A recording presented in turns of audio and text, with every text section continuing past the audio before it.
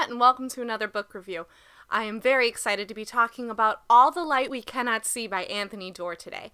I just got back from my book club meeting about this book, and we were pretty much in unanimous agreement that A, this book is amazing, B, it completely deserved the Pulitzer Prize, and C, even though this is an adult book, it's definitely something that young adult audiences would enjoy. Taking place predominantly during World War II, this was mostly the story about a girl named Marie Lourdes and a boy named Werner. These two are mostly in their later teenage years, and they're both having very, very different war experiences. Marie Lourdes, for example, is blind. She grew up in Paris with her father, but then events of the war forced them to go to the small town of Saint-Malo. And Werner, on the other hand, is a German boy, and he is fascinated by mechanics and engineering, and especially radios. But if he wants to learn about these things and how they work and satisfy his curiosity, the only way he can do that is if he goes to a Nazi-sponsored school. The structure of this book was incredibly intricate and awe-inspiring. The chapters are extremely short, usually no more than a few pages, and they bounce around, going forwards and backwards in time and bouncing around between the two primary narrators, but other characters get their own chapters as well. This was a book that I had to force myself to read it slowly so I could keep track of everything, but I desperately wanted to go quicker, and at the end, I wished there was still much more of it to go.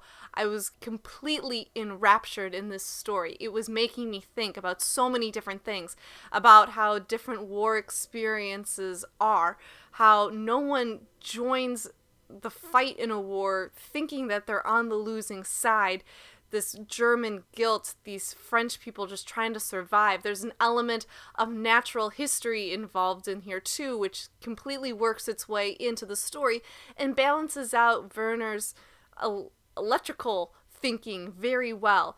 The supporting cast was wonderful. I felt like every character was very well thought out, but at the same time, I wanted more time with all of them. It left me with so many unanswered questions, but I felt like that was incredibly appropriate considering this is a book about war and World War II in general, as people from this generation are dying and as so many issues in that war were left unresolved and people went away and you never heard from them again and you sort of had to assume the worst. And in this story, you're left with that same complicated feeling. I completely loved this book because I felt the ending didn't quite match the tone of the beginning.